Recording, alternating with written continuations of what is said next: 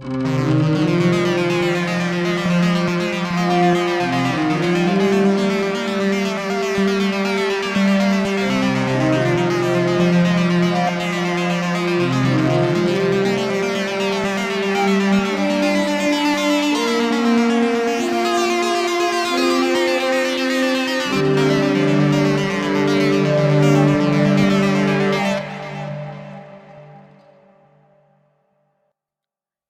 and welcome to Risky Standard, an actual play podcast featuring a rowdy group of best friends playing tabletop role-playing games together. I'm your host, GM, Mitch Broesder. You can find me on Twitter at MagnesiumB. You can find the show over on Twitter at Standard Risky. You can also find us over in the show's Discord, link to that in the show notes. We're hanging out there, posting character sheets for the games, inspiration images, dumb Wikipedia links to the things that we're reading and thinking about, kind of in preparation for some of these games. I've got a little hoard of those I'm about to drop in soon once this starts hitting the air as well. So find that link to that over in the show notes. With me today, I've got Pete Loftus. That's right. I'm Pete. I'm here. There's nothing you can do about it. If you're listening, I just figured this out on Spotify, but you can leave us a voicemail. So if you feel like it, drop a line. Say, hey, we're eager to hear from you, I guess. We've also got Malcolm Hall here tonight. What's up, risk takers? This is something that Pete just pointed out to me a week ago, but if you go to youtube.com and you search My Amazing Cheap Date New Orleans, I was on a dating show a few years ago, so you could go check that out. We'll drop a link in the Discord, too. We'll drop a link in the Discord. Malcolm, that's pretty much how it's done. That's the second part. I'm going to drop the link in the Discord when this episode comes out. Also, if you live in the New Orleans metropolitan area and you're a single woman and you would like to go on a date and you like what you see, hit the DMs on Twitter at Horde Scrum. And lastly, we have young Timothy Mans. What's up, guys? Speaking of voicemails, if you wanted to leave me one, feel free to do so. My number is 619-872-7761. So give me a call, and I'll love to hear what you have to say about it. This looks like, I just checked that. This looks like a Seattle mental hospital. Is that right? Oh, shoot. What's the room extension? Damn, dude. This is Arkham's Most Twisted Wing. That's not my number. That is someone's number, and it is not mine. Please do not call them unless you want to. Unless, of course, you want to do that. Unless, of course, that's your phone number, in which case, go ahead and leave us a call. Leave us a voicemail. Also, numbers in the random cadence. You could leave this out, Tim, but if you could also go to YouTube and check out the Cut.com channel, and Tim is on a couple of those videos. This is true. Cuck.com? C-U-C-K? No. Sorry, I misheard you. This is also going to give away what each of us look like. If you don't already know. I don't know if we've discussed that. We do need to put that poll up on who is who poll on the Discord. That'll be the end of season puzzle. Is that a usable intro? Do we need to redo it? I don't know.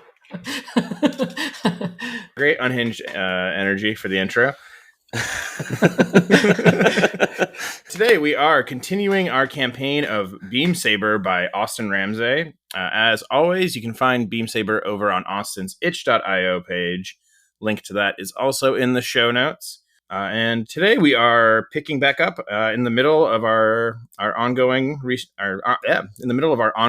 our most recent mission, which sees the squad ambushing the cargo train known as the Anticipated Arrival, operated by the criminal organization known as the Night Flyer Syndicate, who are attempting to transport illicit Concordat goods. And when we were last here, things were going great until they weren't. The squad had used the help of the drovers to kind of lure in a giant basin centipede that brought the train to a halt. You guys kind of decisively moved into action. Desmond got on the train, separated the links holding the two middle cars together, so the front and rear locomotives are now decoupled from each other.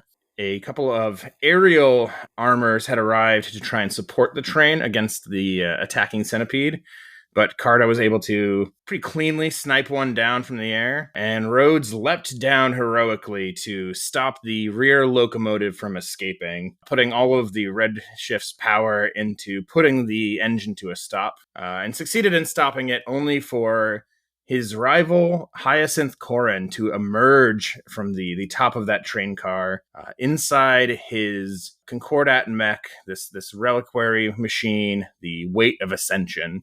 And I think where we had just left off, Hyacinth had announced himself, demanded your surrender, and I think we kind of rolled credits right about then. Does that sound right to everybody? Mm-hmm. So unless there are any questions here, also I guess worth mentioning, just we remember, because they're there for you to use. Zed and Bitter are in the arrow lifter, kind of circling around the area. They are not actively doing anything besides being an eye in the sky for you, but that's a tool at your disposal. But yeah, so unless there are any questions or any like last minute things anybody wants to point out before we get started, I think we can kind of hop right back into the action. No, I don't have anything. I'm ready. Ready to fight. So this train is, I'm imagining like where we broke, right? Like, and this is front of mind to me. I'm a huge fan of the single scene of Gumby everyday Twitter account. There's one of like Gumby in a cowboy hat, like peeking around a corner. And I think Rhodes caught off guard by this, right? Like as this train comes screeching to a halt, I'm imagining like, the thousands of pounds of steel being like propelled by this like rear engine kind of crumpling against the shoulder of the Redshift as this thing kind of like slows to a halt. And as that's happening, I'm imagining the top of this kind of train car peeling back. And so just to refresh my memory too, the Weight of Ascension, this is Hyacinth in the machine, that it's the frame itself that's emerging from the car. Yes. So let me restate it a little bit, right? So we all know where everyone is, off in the distance, Carta is on one of these kind of like ridges or bluffs overlooking the canyon. Desmond is on one of the cargo cars in the middle of this locomotive. He's kind of behind the rear locomotive that Hyacinth is emerging from. And so, I think, what we saw last time, to restate what we see here again is, at the top of this train car, these like panels slide apart, and then like emerging from the top of the train car, floating upwards, levitating, right, is the Weight of Ascension. It is a humanoid mech. It has a like triangular torso. I think it has kind of like a slender build overall, right? It has these like thin limbs, I think, that are kind of armor that's kind of like overlaid almost like scale mail, these like ceramic plates, and it has this kind of long segmented neck that terminates not in a head unit, but instead it is like a perfect sphere of this kind of like a mercurial quicksilver liquid that I think is like not even necessarily directly connected to the neck, right? It's maybe like levitating like right above the attachment of the neck. And it has, as it arises, these 8 ceramic panels that kind of hang down over its body, almost like a great cloak or a cape or something like that. Oh, cool! It's like the there's one in Gundam that's like is it the Sinuju or something? It's the armor is like a cloak, right? Like it's sitting over top of the front of it. Yeah. I don't have a picture of it right now, but yeah, that is the idea, right? Gotcha. These armored panels are like long enough and overlaid in a way that they look like a cloak at first. And, much like Hyacinth himself, this mech's, this armor's, like the ceramic armor plates are all lined through with cracks. Evidences of previous damage, but all of these cracks are filled with this kind of somewhat iridescent, kind of almost pulsing silvery liquid, this quicksilver. The same thing that Hyacinth was utilizing last we saw him to kind of move himself around the Lost Crown Saloon. It's the kind of the thing that made the portal that he came through. It filled in the cracks on his personal armor as well. So before I hand the baton off back to you, I kind of want to hold focus here for a second, because an important thing about rivals in Beam Saber, one of the kind of primary mechanical things about them, is that rivals can make a move at any time. Normally, the way that the flow of the game works, you guys make an action, I do something as a result, like the world acts in consequence to you, but rivals are allowed to kind of skip that process. They're allowed to kind of make a move before they're supposed to be allowed to. And I think that is what is going to happen here. Hyacinth has arisen fully now out of the rear locomotive. The Weight of Ascension, I think, is levitating in place above the train car. And so looking down to where the Redshift is. And as it kind of locks in, it kind of reaches us it stops rising, right? It reaches its height, floating just above this train car. And these cape panels all pull back till they are behind the Weight of Ascension, arranged behind it almost like the petals of a flower. And as they are kind of revealed this way, you can see their interior. Each of them has kind of almost like a flat mirror of this quicksilver liquid on the interior of each side. Like each of the panels is filled in on the inside with this shimmering liquid. And I think, Rhodes, your comms line comes back alive. Previous message broadcast went out to everyone, right? Hyacinth arrived, called you all heretics. He told you to surrender. He demanded the return of the Redshift. And then, yeah, I think a moment passes and Rhodes' private comms line crackles. It's time to give up, Rhodes. The story is over. The Redshift has a purpose here on Imber, one whose importance transcends the both of us. Let go of your ego. Stop fighting destiny. And the Weight of Ascension raises one slender arm, palm splayed out, facing the Redshift. And I think you can see in the center of the palm of this armor, there is another little shimmering pool of this reflective liquid that starts to glow brighter and brighter and brighter, this kind of brilliant electric blue. And then a beam of energy emits from the palm, kind of directly above and over the Redshift. It emits from the palm of the Weight of Ascension, strikes the hull of the Redshift straight on, and Hyacinth is going to deal to you the level 1 damage overloaded. I think this beam hits the Redshift, and it's not like a piercing attack, but I think rather it is, as the beam strikes the Redshift, right, it overloads it with fundamental energy. It's like sparks start flying out of panels, and I think, on Rhodes' like display screen, you start seeing like systems shutting down and like auxiliary and backup systems like coming online as like different aspects of the machine are overloaded. Sure. This is, of course, something that you could resist. Or you could burn armor against to reduce the damage of. But otherwise, it'll be a level 1 damage to the Redshift. So I haven't reset any of my vehicle gear since the last time we were in vehicle combat, which would mean that the rage system, the reflex adjustment and guidance engine is still active, right? It's not active until I say it is or something? Yeah. Okay. You haven't turned it on. Yeah. Okay.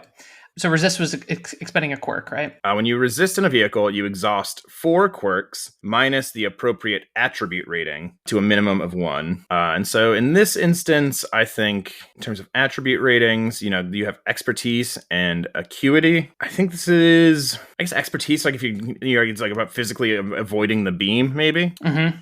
That's kind of my thought too. So you would be expending 2 quirks, except when at the end of, I think, the last downtime session, you guys had a squad upgrade to spend. I don't think we've used this on screen yet, but you all chose a squad ability from a different playbook. You chose the Forged in the Fire, which says, cruel experiences have toughened each pilot. In combat, you get +1 dice to resistance rolls, or you exhaust 1 fewer quirk for vehicle resistance. Got it. So to resist, this would be exhausting 1 quirk. Okay. I'm going to resist the damage. And I think this is I'm going to exhaust one of my quirks, which is Antique Armor. Great.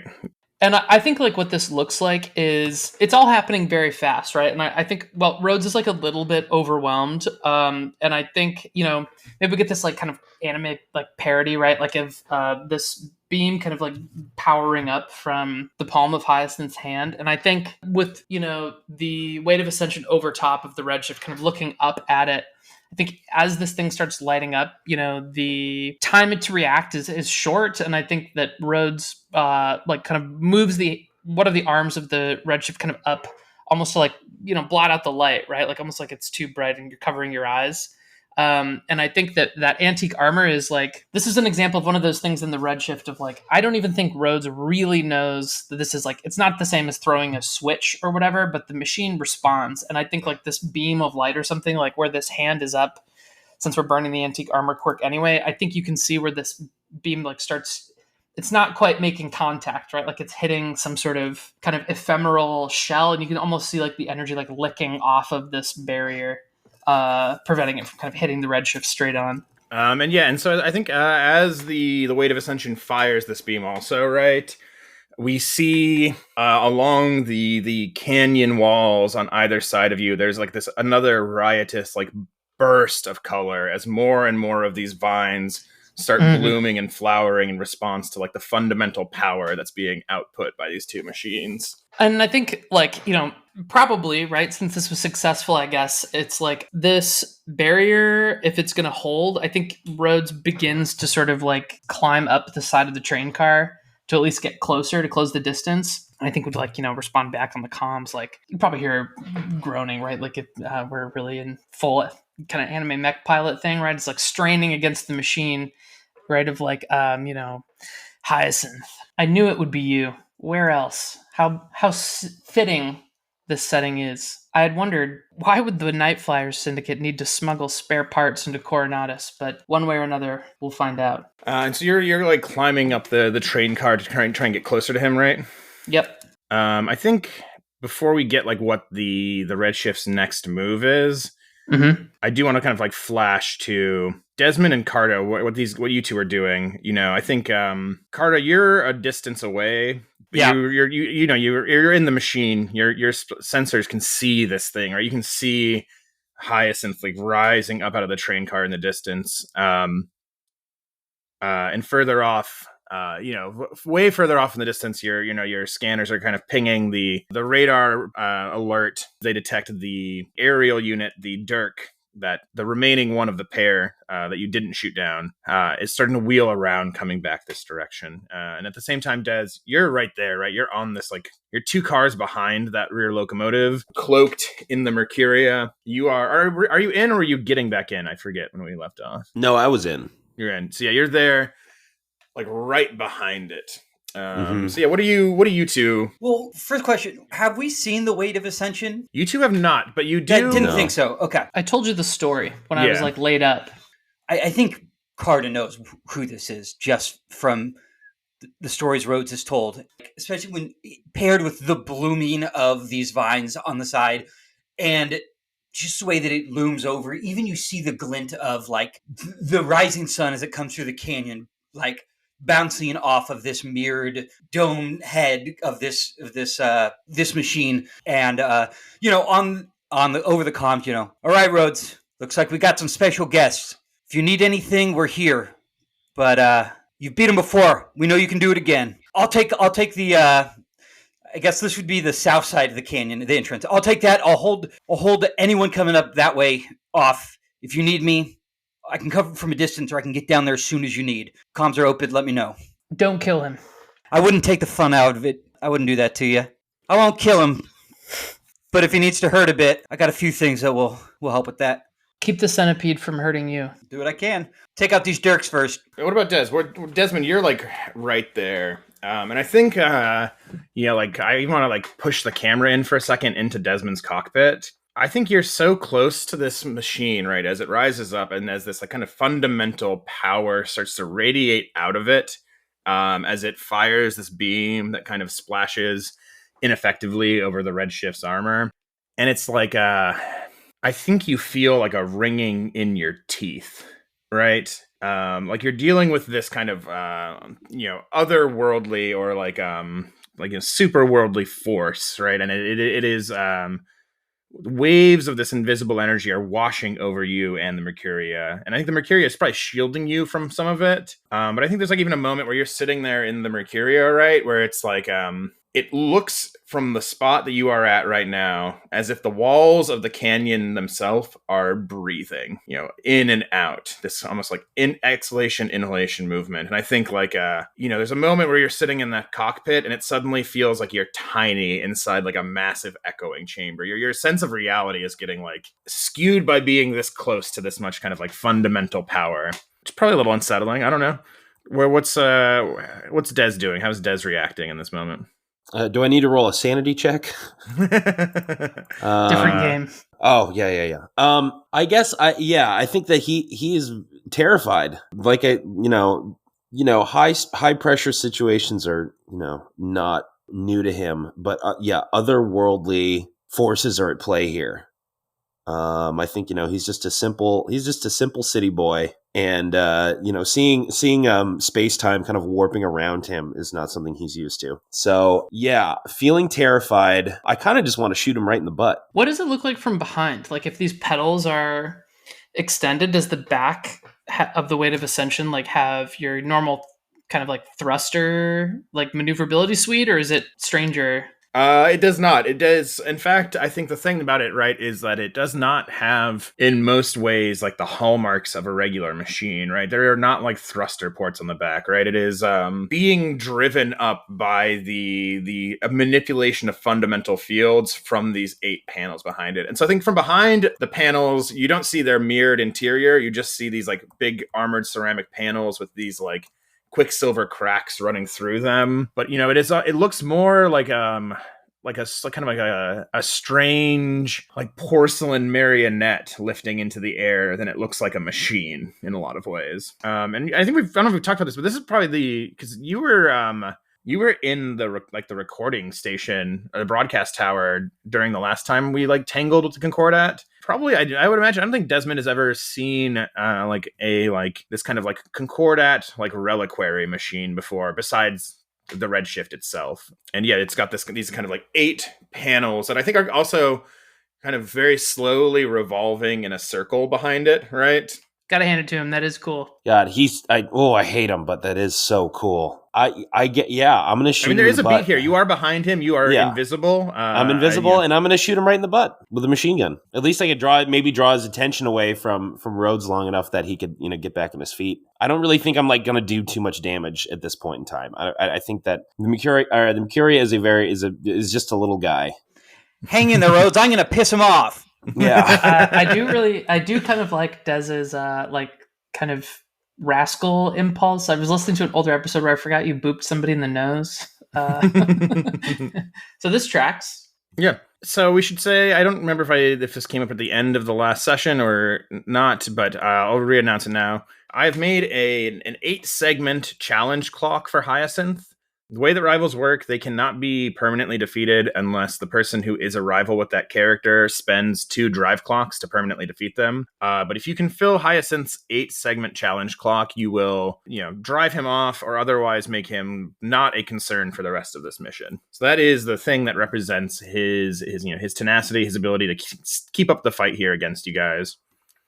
I'll just say it now too while we're in this moment. There are 2 other clocks still on the table. There's a clock that is for the weather, the approaching sandstorm, that is 2 out of 4 segments, and then the dirks, the 2 flying armors that are protecting the Night Flyer cargo, that is at a 3 out of 6 segments, as one of them has been completely destroyed by Carta last session.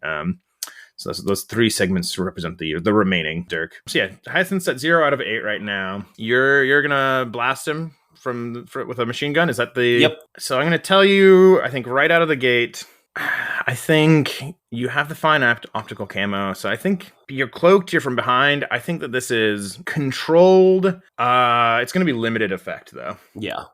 Hyacinth is a higher tier than you. Your machine guns are not fine machine guns. It's just a regular machine gun. So you're going to get controlled because you are in hiding and you are behind him. You're cloaked. All of those things will keep you kind of like safe from an immediate retaliation as far as like consequences go, but you're still going to have like a limited effect on him with this tactic. I think this sounds to me like battle, probably.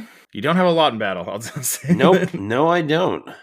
You could expend a quirk in this moment to give yourself 1 dice to start. Could it be like a retroactive? I don't know if this is retroactive really because it's kind of happening at the same time, but am I able to is this possibly like a setup action, or can I help here by like occupying Hyacinth's attention? If you wanted to assist, you could assist this roll for sure. And that would take me 2 stress, right?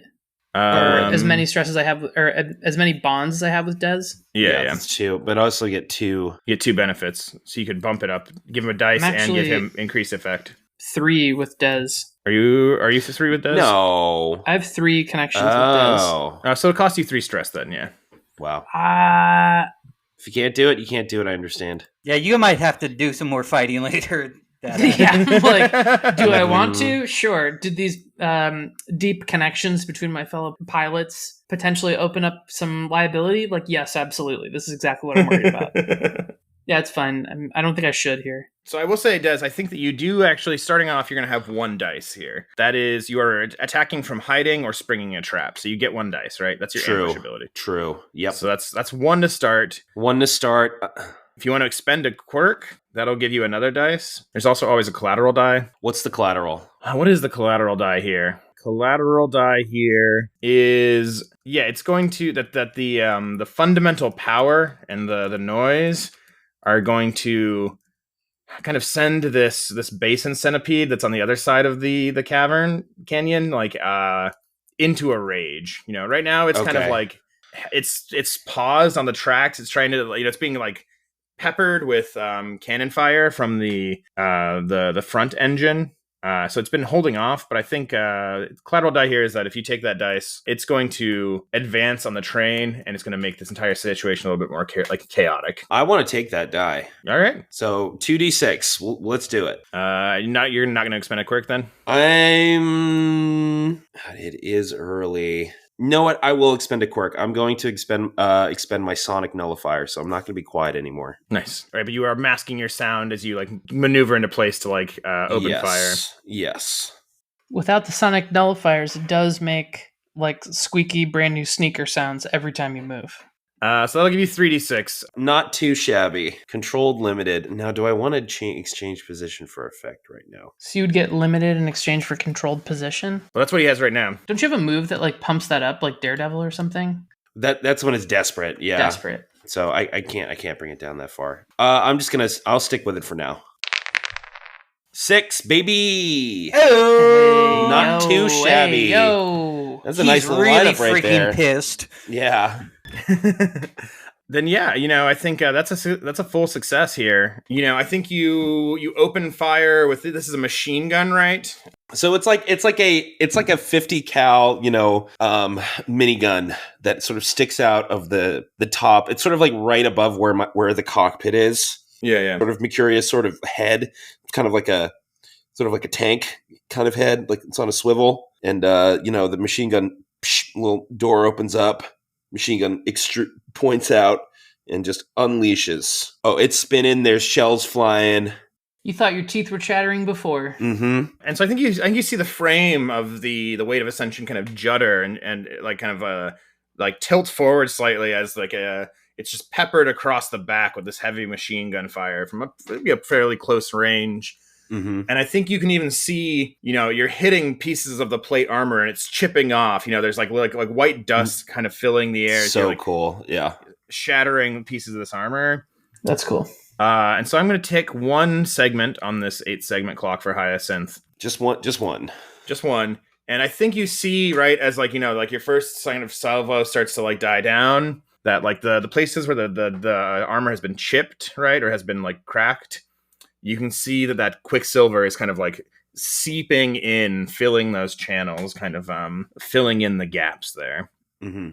But he's thrown off guard, and I think if we get the cut into his cockpit, right, and it's a shocked expression on his face as he realizes there's someone else on the battlefield nearby, and I think the Weight of Ascension kind of does a half turn to so that it's facing the western wall of the canyon now, trying to look behind it while also not turning completely away from Rhodes, right? Kind of trying to keep both of you in its sight. Are these pedals on the Weight of Ascension? Do they seem to be locked in the direction that it's looking, or are they fully free moving? They move around, but they kind of stay in that formation behind it. I think they're not rigid.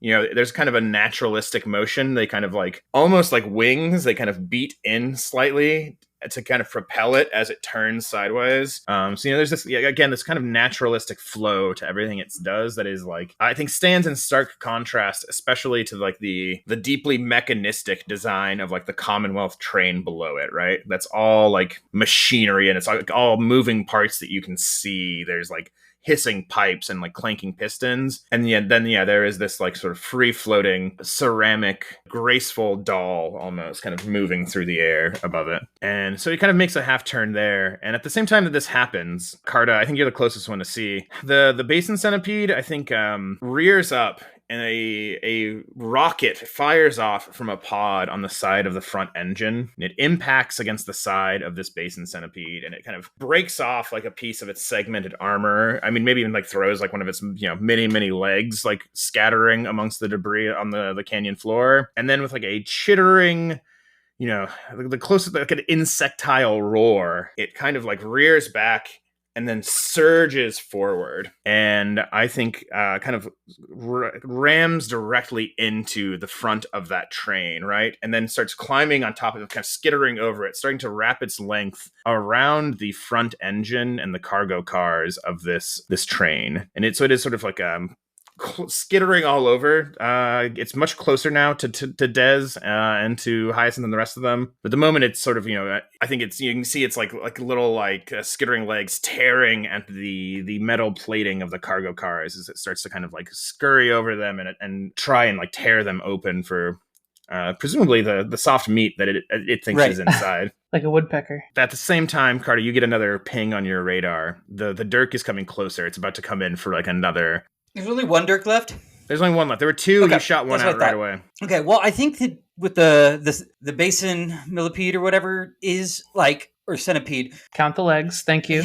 Yeah, that's kind of doing what it's supposed to be doing right now. So I think I want to deal with the Dirk first. And once we have like, kind of our airborne foes out of the way, then I can either focus on controlling the worm as we need so that it doesn't get towards, Des and Rhodes, if that is what needs to happen. But first off, let's get those bastards out of the air.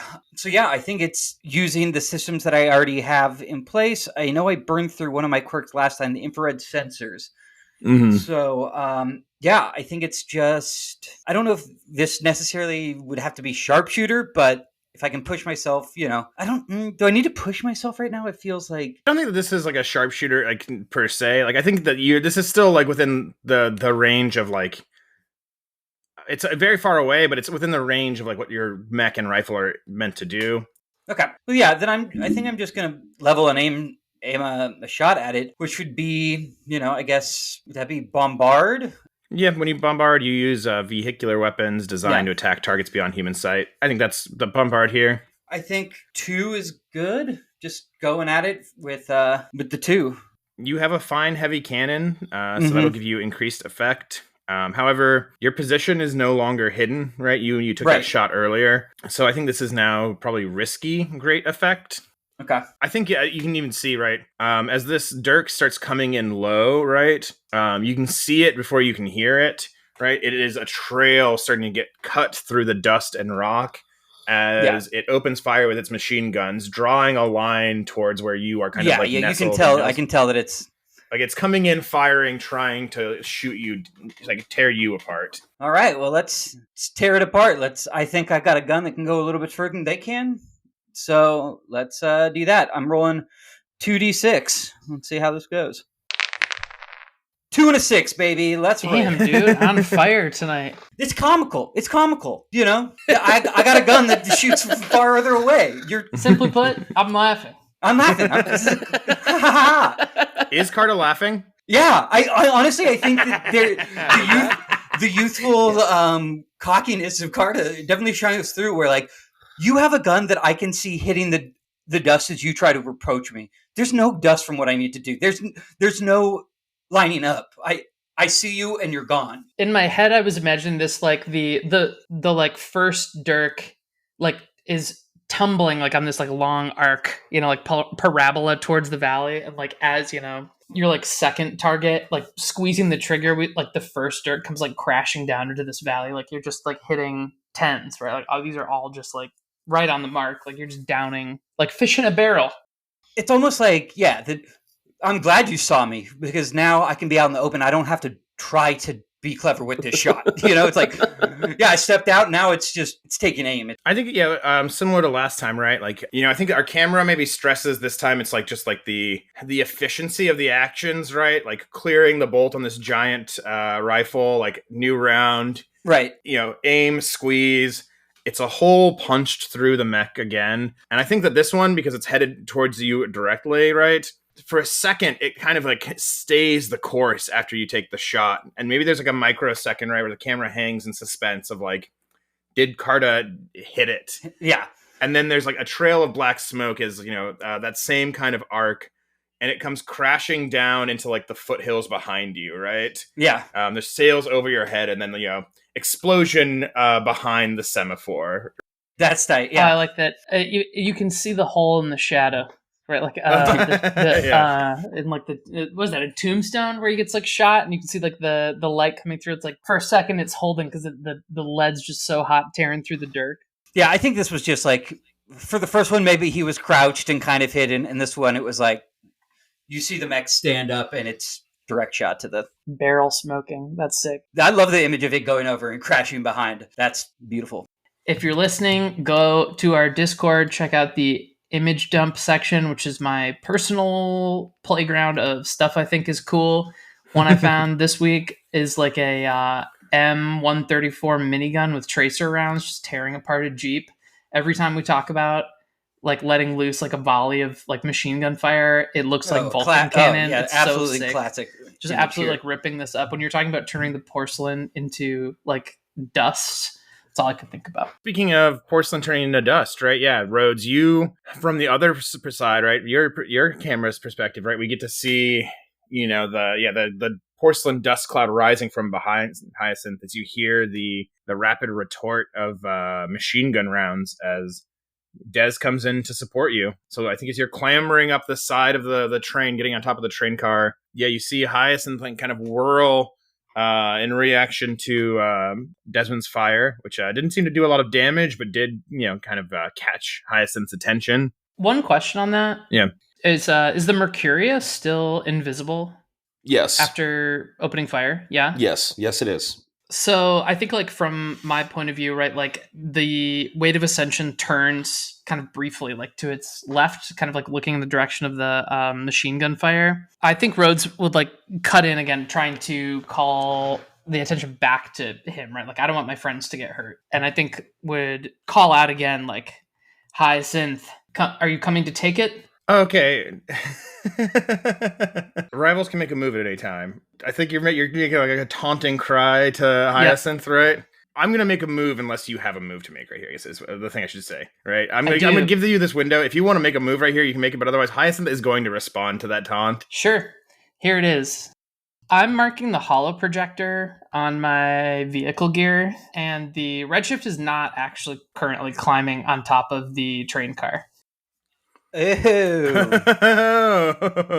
I think it's like projected like a mirror image of the Redshift like kind of clambering up over top of this and like calling to Hyacinth to like pull his attention back. I don't know if you need to roll anything for that. I mean, the holo projector just mentions it can be used to visualize specific images. So I think this is like a scale replica of like the Redshift, I think kind of getting into position on top of this train car. And I think the holo image, if you really looked, like maybe you could see the lines aren't super clear or something, but I think the holo projection just like draws like the particle lance into position. And while I'm doing that, I think the actual Redshift, I'm kind of like moving kind of towards the back to the right side of it. And what I'm going to try and do is like flip. I'm going to pick up this train car and like try and throw it at the weight of ascension. The one that it's like floating above? Yes, like the rear car here. Okay, that's how heavy are we talking? It's like, pretty heavy. I think that would be like a real, because it's still also connected to the other two cargo cars. Well, I've got the Rage engine, right? And maybe this is like we can spin this out, but with the Rage system activated, it greatly enhances pilots' abilities at the cost of their survival instincts for several minutes. This may improve your position and effect in maneuvering. You also suffer the consequences, death wish, and possibility hallucinations. But the kind of note here is that the modified position and effect and any consequences that come to pass just last till the end of the scene. In this, I think that, and stop me whenever you want to add color, but I think this is while this kind of projection is doing its thing, I assume it's caught some of the attention of the weight of ascension. Sorry, that's hard to say. And I think the front end of this, or I guess the back end of this rear engine is already sort of crumpled on one side. And I think the part of this is like Rhodes is trying to get underneath it and tear this coupling to lift and throw. So if that means I'm imagining like, straining against the controls of the machine, like in this cockpit, I think we start to see that same kind of like orichalcum, like, previously when we activated like the rage system, it was like, it almost like you could see it like crawling up Rhodes's forearms, like from the actual hands on the controls. And I think there's probably some of that happening here as the machine, like, this kind of volatile reactor starts to alight. And I think you can even see it on the external kind of plating in the machine, like, the gaps between the armor, kind of glow hotter. This is nuts. Yeah, I like it. So you're using the rage engine here. Mm-hmm. So I guess the first question I want to ask is, are you going to resist either Death Wish or possibility hallucinations? You by activating it, you suffer both of those consequences immediately. They can both be resisted as normal. They will go away until the end of the next scene, but they will definitely affect how I think about like position and effect and things like that. So how, like, if I'm resisting one of those, how does like possibility, I mean, it's just fiction, right? Like it doesn't affect the stats or rolling or anything. Yeah, no, it affects like position and effect. I'm going to resist the possibility hallucinations and I'll invite Death Wish for the time being. All right, I think these are both resolve, probably. I've got 2 in resolve. Yeah, resolve resists consequences from mental fortitude or stubbornness. I think that this sounds like resolve, right? Mm-hmm. So, rolling, do I roll 2d6 twice or just the once because I'm resisting only one? You just roll just the once because you're only resisting one. So you roll 2d6, you take 6 stress minus the highest result. Oh, that's 2 6s. Impressive. Doubles. Buy a lottery Nice. ticket tonight, folks. Yeah, double 6s. So 2d6 minus the highest result, that's 6, so no stress from that. No. I don't think this is a rule in this anymore. I feel like this was a rule in it at one point. Oh no, this is a rule. A critical success on a resistance roll heals 1 stress. Wow. Nice. Okay. Yeah. So maybe this is like, on 2 6s, I think Rhodes is almost surprised at the power of the armor, like responding in real time, right? Like, and I think it lifts almost like lighter than air. Not quite that easy, but like it gives like soft metal. Yeah. And I think like tearing that coupling, I think the Redshift, maybe we're all a little stunned by this or something. Okay. Just to say, you have not rolled the action yet. Oh yeah. That was the resistance. That was resisting possibility hallucinations. Just to get before we get too far ahead of ourselves. Oh great. Yeah, thanks for calling that out. This should be good. You still have rolls to do the thing. Yeah, okay. So you've resisted possibility hallucinations, and so what I think that means is the last time you did this was against the comprehension of grace, like the lightning concordat mech. And we talked about you failing a roll during that session because you were like anticipating so many possible moves, and you kind of anticipated the incorrect like chain of possibility. And I think a similar thing happens here where like as the rage engine activates, as you start to kind of like fuse more closely to the Redshift and its underlying systems, and you kind of feel like, it's like attaching to a larger consciousness almost, right? Like you feel your own capacity for thinking expand as you tap into this rage engine. And so I think like, Rhodes sees like, unfolding before him every possible way this thing could play out, right? Every different kind of fracture point in the metal as he tries to lift it, right? Guiding him towards like the most likely set of chain of possibilities to get him to the thing that he wants to happen. It starts cutting away the least likely possibilities. And so I think resisting this is like, you're not getting lost in the sauce on these. You're not getting like kind of caught up by everything that could happen. You're like kind of following the stream towards your desired outcome. This is my Mace Windu shatter point. Yes, absolutely. But we should still talk about what this roll is, because you do have to roll to throw this train at Hyacinth. Yep. That's the thing that we're at next. To me... Yeah, what action is this? I think we're close here. Like, to me, this kind of reads as, like, with the kind of heightened capability here as just, like, an improvised weapon, right? Like, and battle kind of jumps most obviously at me. I'm willing to hear a challenge to that. No, I feel like battle sounds right to me. Destroy would be the only other one I could see as an option, but I think battle still makes sense here. Okay, let me roll. I have 3 in battle.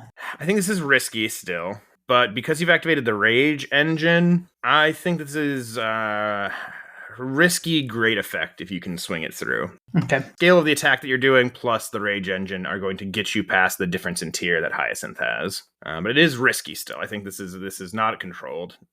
It's not desperate because of the rage engine. It would be desperate otherwise. Am I still getting a buff from Red Comet? Is this revealing myself with a dramatic action since I used the holo projector? Yeah, sure. I'll in this instance, yeah, why not? I'll allow it. This feels appropriate, right? I think like as the machine is like straining, right? Not really straining, but you can hear the servos like whir as this train car lifts, As far as the Red Comet piece, I think like as Rhodes is like heaving this one shoulder over the other, I'm imagining this like top part still ajar, right? And like my thought on this train car is I'm going to pick it up and throw it and like kind of down. So it's almost like it comes down open over the weight of ascension. And I think like as you're throwing it, Rhodes is like kind of just yelling, right? Anime style, pilots passions entwined here, right? Like, is this the cage they keep you in? And I'm rolling now. That's 46. Oh, of course. Oh my god. The good luck streak broken. That's a 3, a 2, a 2, and a 2. Abysmal layout. Hope you guys have not bought that lottery ticket quite yet. So the failure here, and this is a total failure, this is not a partial success. The failure here, I want to stress, it's not a failure on Rhodes' part, right? Like, it's not that you fail to do the action that you set out to do. It's not that, like, you stumbled doing this, right? I think we do get, like, the boosters, like, flaring, this fundamental, like, energy pouring off of the Redshift in waves as the rage engine activates and you lift the train car, shrieking metal as it starts to tear apart from the couplings as pieces break off of it. And again, there's this a tidal wave of blossoming just shooting down the canyon away from you as the Redshift kind of kicks into this higher gear. And like I said, where you're at, Des, so close, being able to watch it at this closeness, that feeling you had before, this kind of like unreality just intensifies. You know what I mean? Like your bones feel like fluorescent lights. You can taste the air around you. You know what I mean?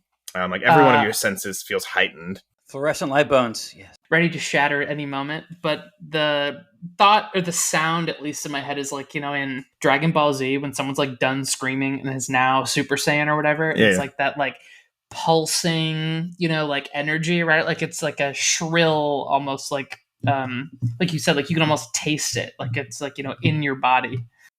And so you're in the air. You said because you're bringing it up and then kind of down onto him, right? Right, like kind of like up and thrown, like kind of downwards, yeah. So you do get up, and you start to hurl it down, and like you can see these aren't possibility hallucinations; these are like possibility realizations. Like you can track, like there should be no way the machine can move out of place in time, and he is caught hanging there. There's a moment looking up at you, the faceless orb, right? The neck craning to look up as the train car is about to come down on it, and then these sort of flower petal panels kind of become rigid, and that sound intensifies. And as the train car comes crashing down where the weight of ascension should be, it slips backwards into a sort of a mirrored portal that kind of blossoms in the air behind it and swallows it. And it is gone from that space completely. And the train car comes crashing down through the empty air where it was and smashes into the ground. And there's another shriek of metal. And there's, I think, explosions too, right? Not huge ones, but small combustions as like ammunition inside like the defensive apparatus of this rear locomotive start to go off, right? As the metal crumples, as this thing kind of like half folds in on itself. And Desmond, you're able to see it before Rhodes is. Right, is the same shimmering mirrored portal, this perfect circle opening up in the air above and behind the Redshift, and then almost kind of like swimming forward through and out of it is the weight of ascension again.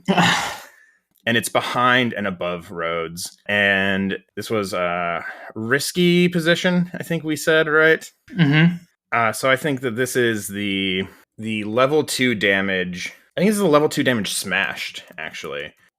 Because what happens is it comes behind you, and then these wing panels, these flower petal panels behind it kind of become rigid again, and the quicksilver on their interior lining starts to swirl, and the air gets hazy around you, right? You know, like when you're looking through like heat, right? The way that the air distorts around the weight of ascension. And as it presses, it sort of like reaches out with its hand again. And it's not a physical thing that hits Rhodes. It's just a wave of force, right? Of like gravitational application that sends the Redshift flying down into the like wreckage of the train car it just threw into the ground, right? You know, just like smacks him out of the air and like colliding into the wreckage. So that will be the level 2 not harm, sorry, damage. Smashed here. Unless you want to resist, you could mark armor to reduce it by 1 level. I don't have the gear for armor. Oh, well, I guess, I mean, it would just be expending one quirk, right? Expending 1 quirk would bring it down a level, to the level 1 harm. Sure. Dented, I would say. Yeah, okay. I'll expend a quirk to resist and just take it down a notch. I'm going to expend the modular hard points, and I think this is like some of the more...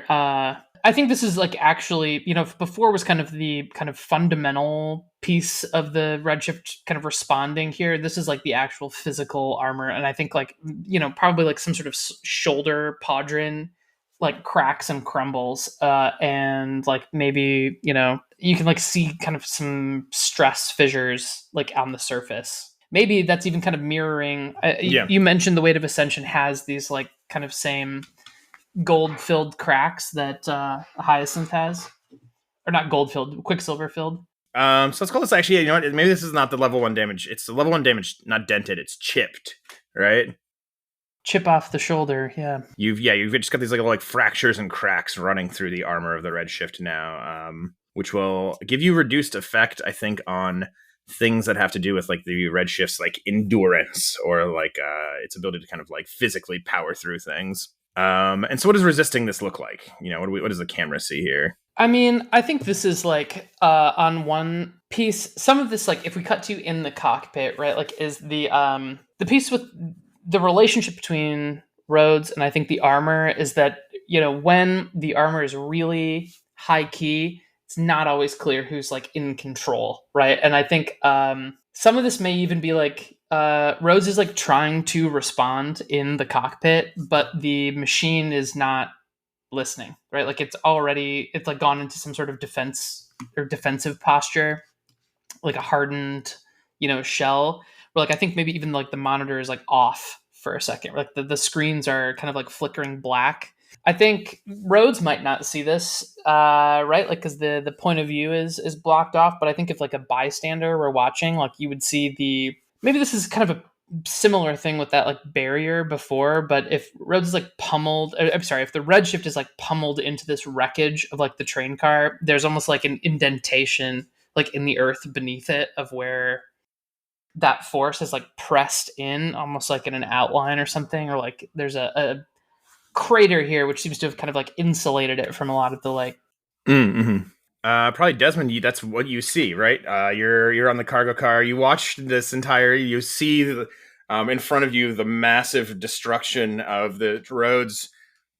You know, basically slamming this train car into the ground, and the kind of you know, this is like a beat by me. This is happening in moments, right? Can I add one more thing? I think that the armor isn't chipping and flaking and falling away from the impact. It's falling away from the frame beneath the armor burning hotter. Like it's the retrofitted armor plating or like this modern update is the part that suffered the damage. And so yeah, Desmond, you witness this immediate, this sort of salvo of exchanges, and then the redshift into this, like being thrown down into this kind of crater, or the crater that it produces as it is thrown down. And I think there's like a beat here, right? You are ostensibly still cloaked. I think your existence is known, how much longer your presence will be hidden. Okay. All right. So Desmond, you're there. Hyacinth is floating in the air, higher now above you, in front of where the first locomotive's wreckage lays, where the Redshift lays. And behind you, I think you can hear like the what feels distant now, although physically it's not. Still the sound of like small arms fire as the point defense cannons of the front locomotive try and shake off this centipede, which is crawling around on the train behind you. And so, Des, I want to start with you, and then we can, kind of zoom back out and see where Carta's at after his little victory. But Des is like right there. I think you're like the most, you're poised to act right away. Well, I think my first instinct is to try and battle again, considering that Rhodes' attempt didn't really pan out, and he is still very much a threat. So I think that, am I still attacking from a hidden position? That's a good question.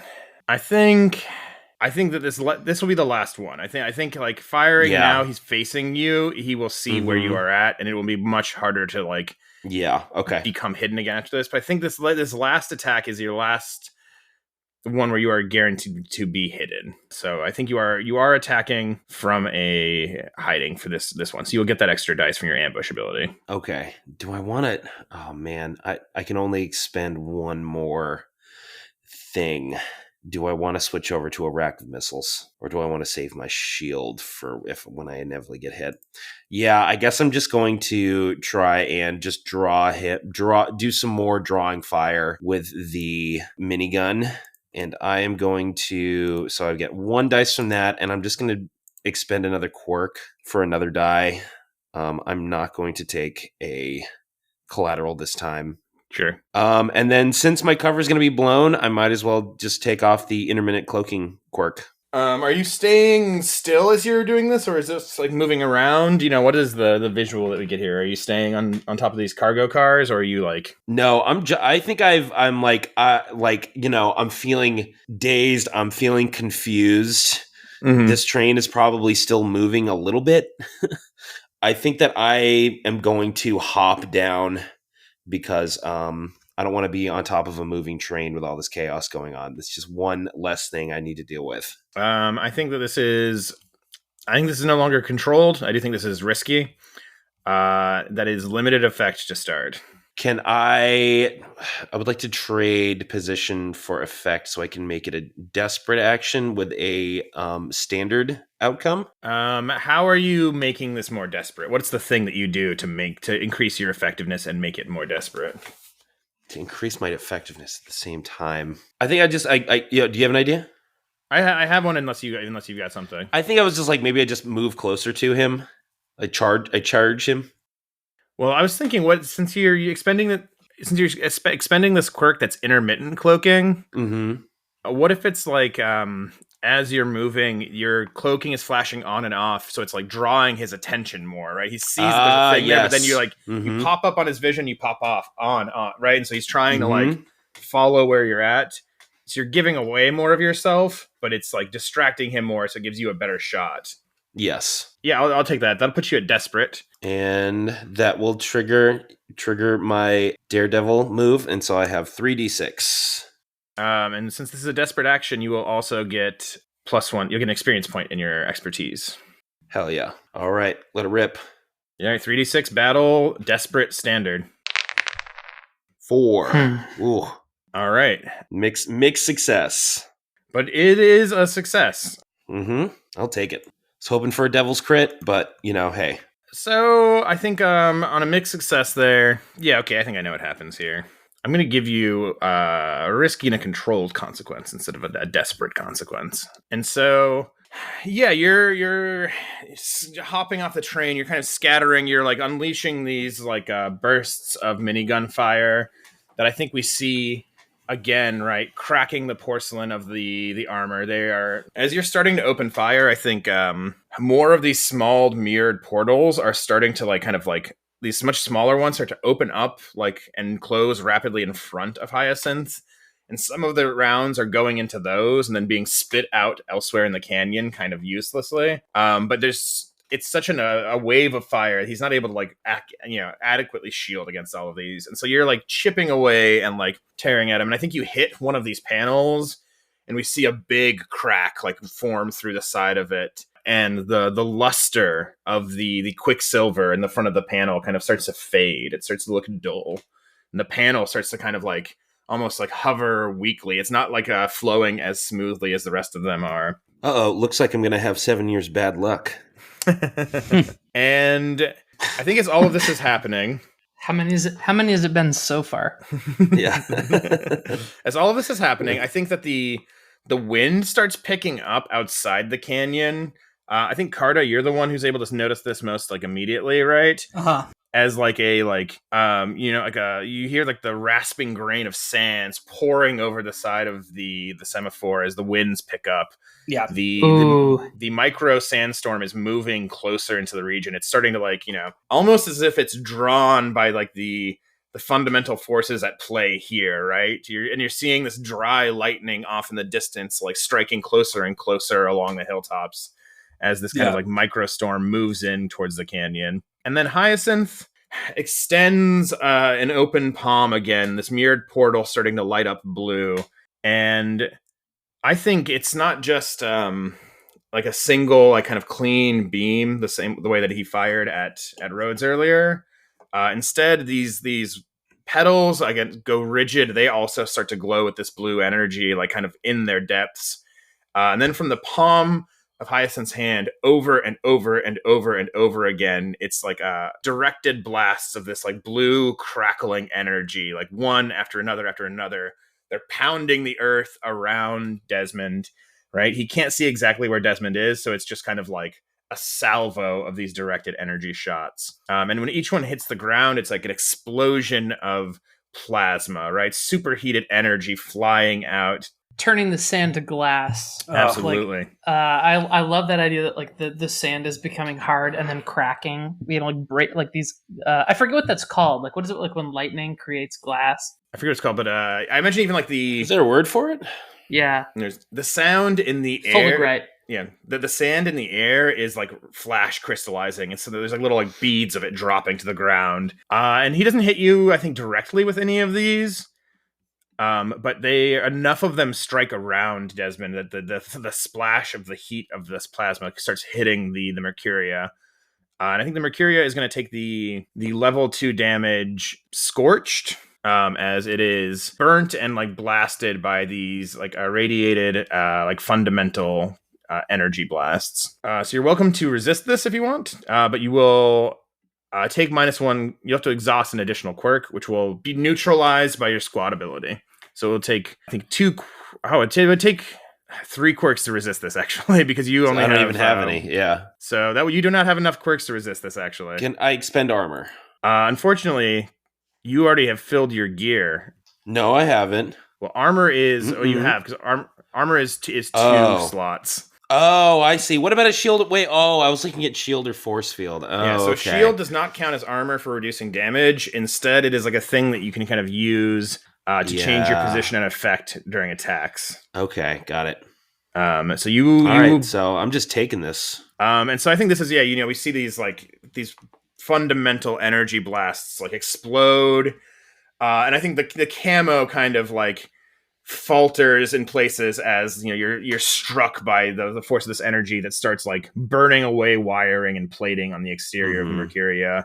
And your system, your alarm lights are flashing, which is maybe a camera moving, right? We see all these shots up close from a camera on the ground right next to the Mercuria as the dust is kicked up, the sand is turning into glass, and then pull out, cut it to Carta's perspective from a distance, right? Watching this blue shower of energy coming down from the air. Hyacinth is floating up there, and I think probably does not necessarily know that you're here yet, Carta. You are kind of right. The last ace in the hole. You've been far enough away from the action dealing with other problems.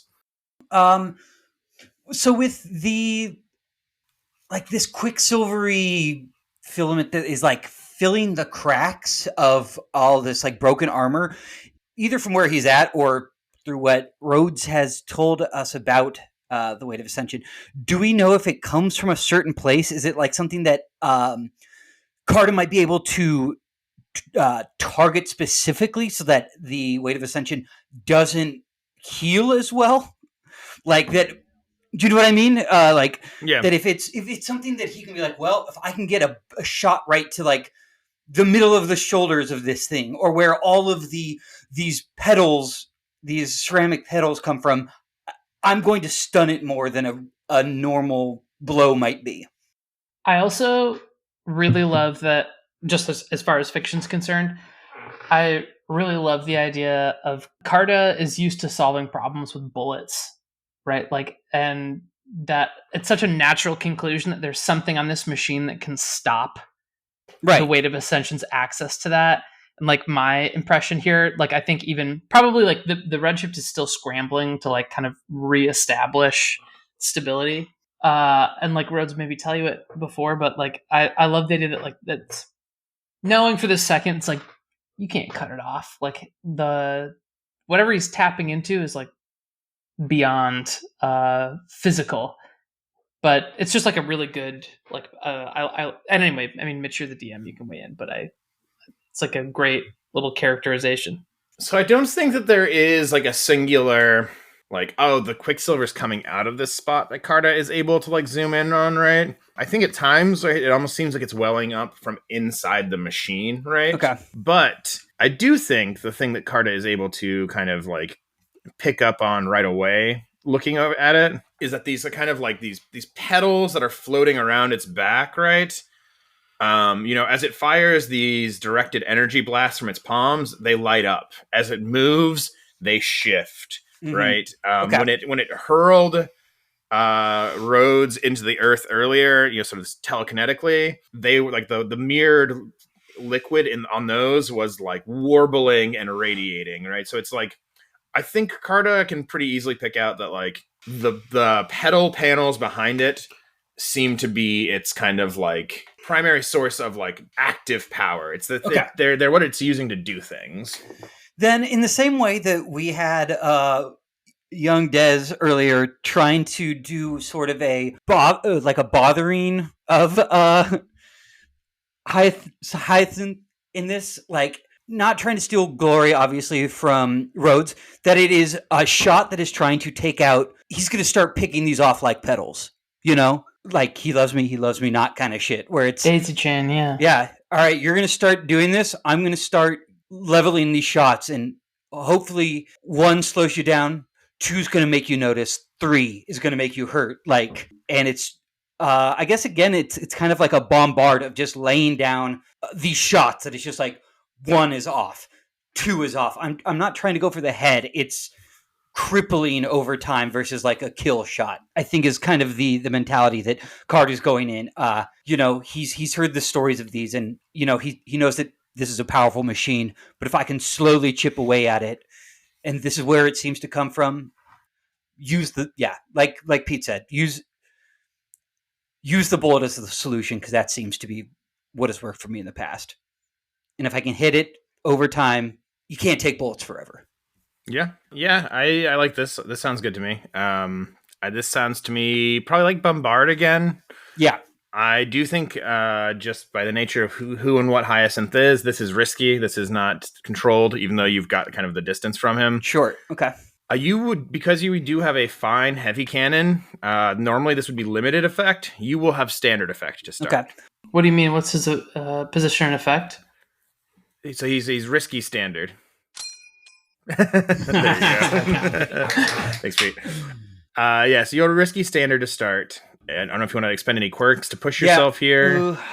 Let's look at what do I still got? I do think that this kind of sounds like if you are pushing yourself, one of the things that your sharpshooter ability says that you can do is that you can, when you push yourself, in addition to the normal benefits, you can do one of the following. And one of those options is unleash a barrage of rapid fire to suppress the enemy. Mm-hmm. Which kind of feels a little bit like what you're talking about, right? Like kind of shot after shot. Yeah, I'm just trying to think about what what quirk is going to be. You know what? Yeah, sure. If we're going to do that and I'm going to have to expend a quirk, let's say that it's the kind of custom retrofit armor that in doing so, much like these pedals move around, that there are parts of the semaphore that can shift around so that it can move and pose for different shots that it might need to take. And that maybe some kind of like, in it's like kind of hunch over form, that it opens up the front and leaves it a little bit more exposed to incoming fire. That it's pulling that back, and whether it's shedding it or it's just like locking it in is not going to allow it to be. I don't know if it has to be shed completely or to put that much firepower in it that's draining the ability for that to be used again or something. What if there's kind of like a quick loader element to this, like something like in the design of the armor that's like passing rounds up to the hand, so you're like able to cool. like, oh hell yeah, you know what I mean? Feed up the forearm or something. Yeah, like some kind of really like tight. custom, something Carta has done that makes this machine even better at like firing off these like, it's a single shot rifle, but you're rapidly, Mm-hmm. I think we talked about speed shooters the other day, but that's always such like a cool. Yeah, that sounds great. So shedding some of the like the retrofit armor so that I can use that more efficiently to just level shots off. Like if you're shedding it, maybe like a panel pops off or something to reveal like the right. I mean, if you like any type of like forearm shielding, it's just like pop off. These arms are going to be it's for firing. That's great. I love that. Cool. So yeah, that is expending that quirk will give you an extra dice, so that'll put you at 3d6 risky standard bombard with your sharpshooter effect. So I think what that means to me is that like if you get a success here, there's gonna kind of like be a beat of like he's gonna be suppressed. He'll be open for whoever like has the next response. You know what I mean? Okay. Sure. Which could be also could look like improved position or effect maybe. Right. I think I'm just gonna take 3 right now. Yeah. I think at this point no one needs to take more stress, especially if I'm at this distance before we get closer or see how this works. So yeah, I'm just going to take the 3 and roll on that. All right, here we go. We're on 3d6.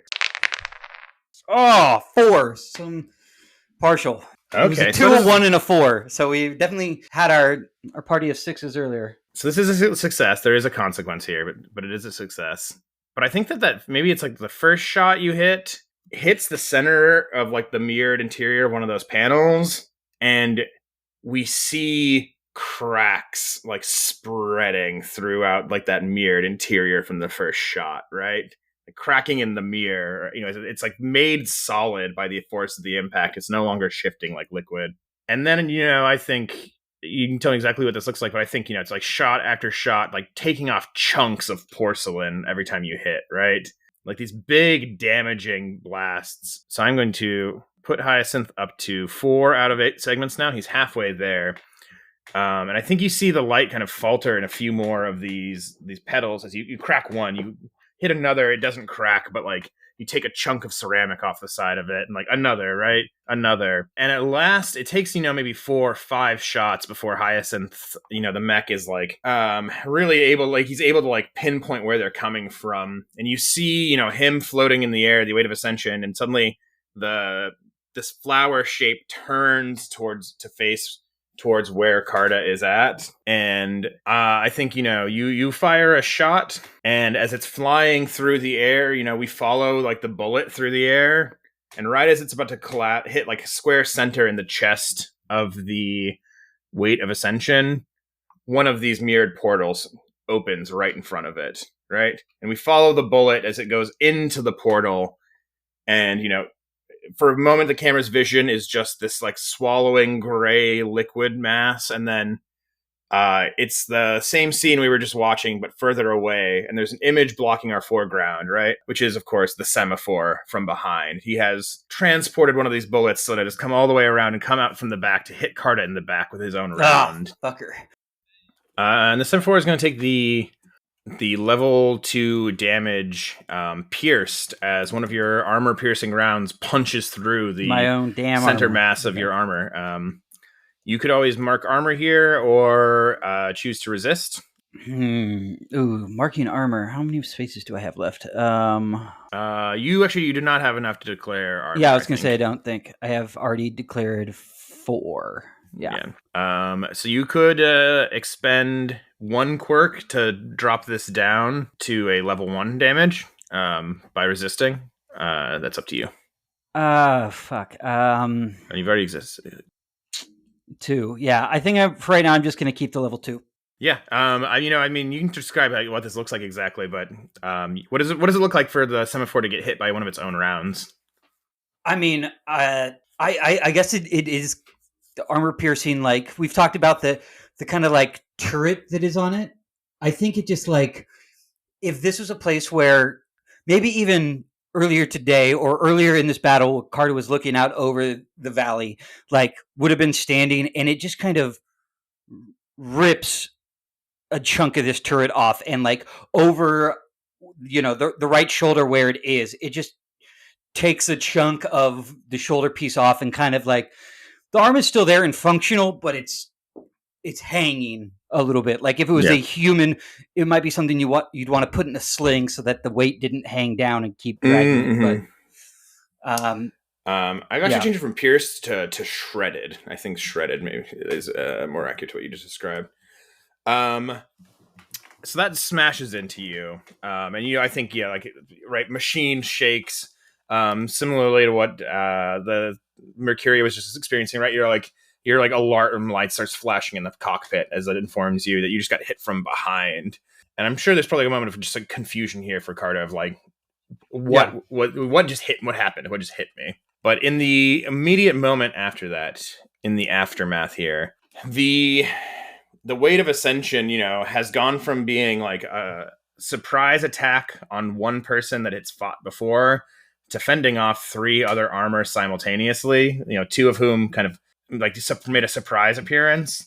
And because of your sharpshooter ability, unleash a barrage of rapid fire to suppress the enemy. I think it's kind of hanging, not limp in the air, but there is kind of like a laxness to its body language as the machine, its head is kind of, that long neck is tilted down more. The arms are hanging, they're no longer projected forward. They're hanging down at the side.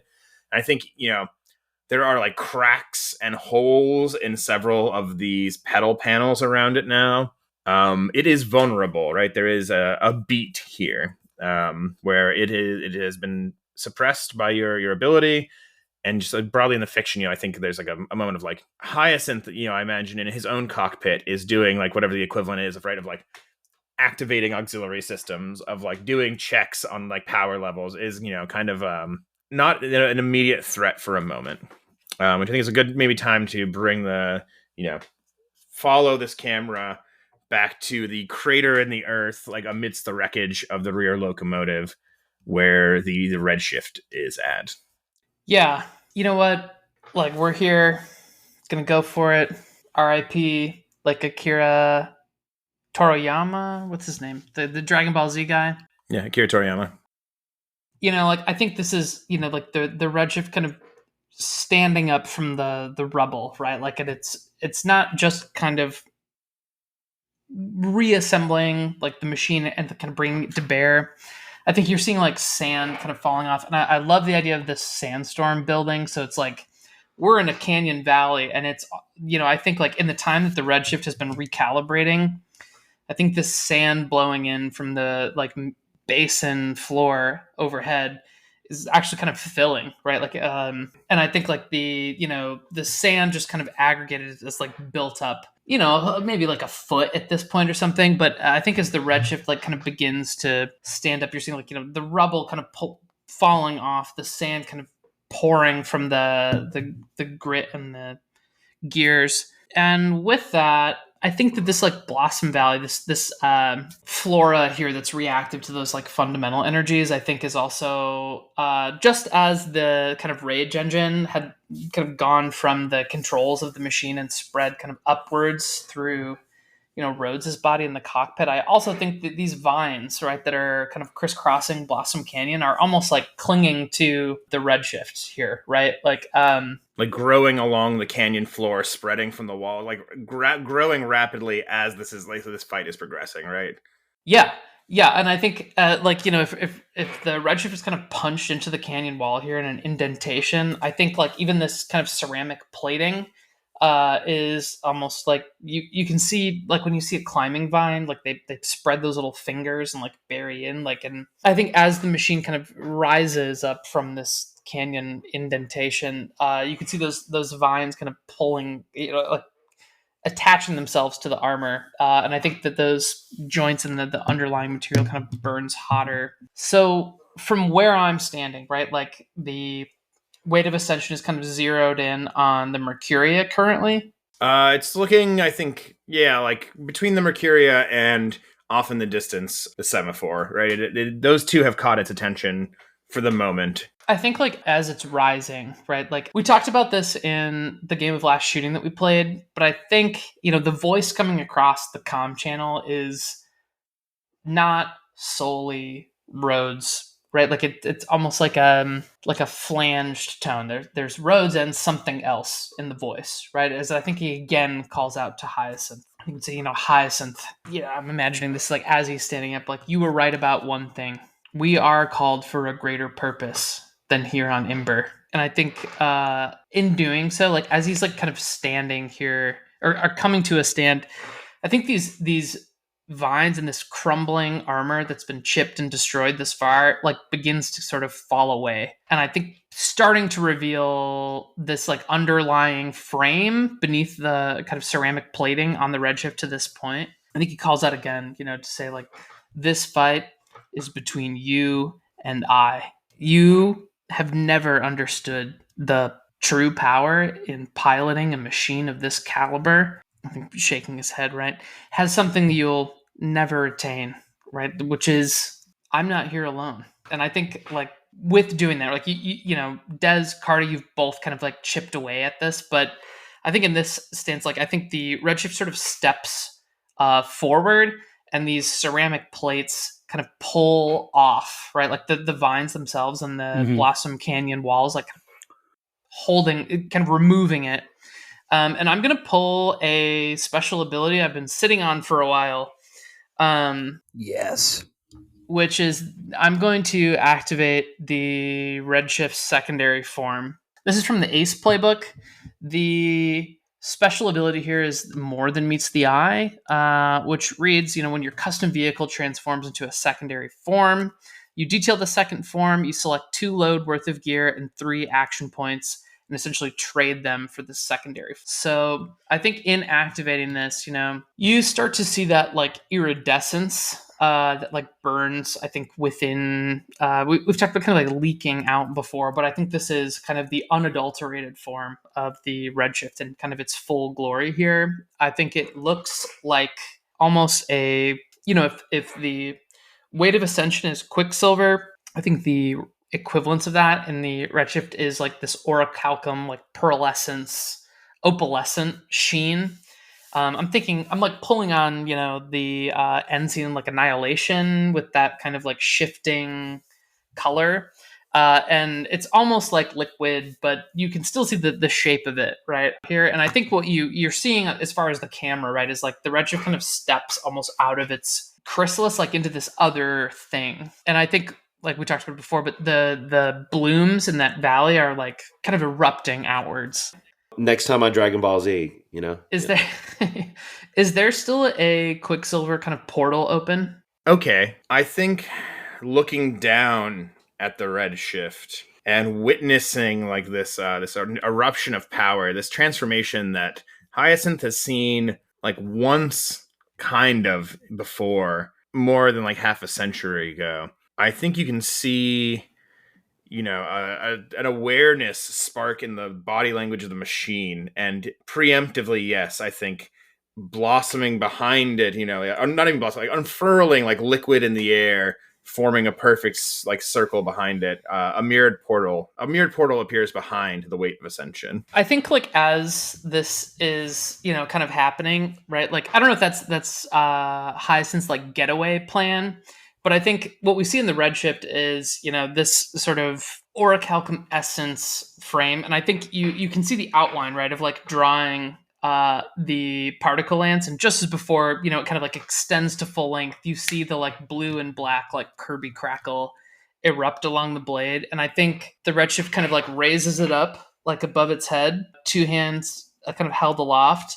And I think drawing them open, like you kind of get a sort of like multi-armed kind of like Vishnu almost, right? Like a multi-armed like Hindu god, right? Like of this kind of tessellation of like repeating actions. We talked about hallucination or possibility hallucination before. And I think like in this form, this experimental prototype weapon, this like particle lance becomes like a possibility lance. Hell yeah. And becomes a like permutation of like all of this. And I think, I don't know what it looks like to an outside observer, but to Rhodes, each of those actions kind of cascades like into eventualities, right? And I think in that kind of cascade of eventualities, the Flash is kind of like before, in this like fusion of being and machine, there's like all that history flashing forward. A timeline where Rhodes and Hyacinth fought arm in arm, right? Or like were at spear point on the same side of a battlefield. There's another where Hyacinth dies early. There's another where Rhodes dies early. But in this one, right, like the possibility here of something, the path that makes itself clear, I think, to Rhodes is this kind of like crescendo of the movement of this possibility lance, and I want to drive down to the hip and through the shoulder. I'm going to push and follow the weight of ascension through this Quicksilver portal, like pushing Hyacinth away from this. I want to try to protect Des and Carta. And I think this is like the goal is like, I'm going to remove him from this scenario, and I'm going to try and throw the weight of ascension like into somewhere where he and I can end this.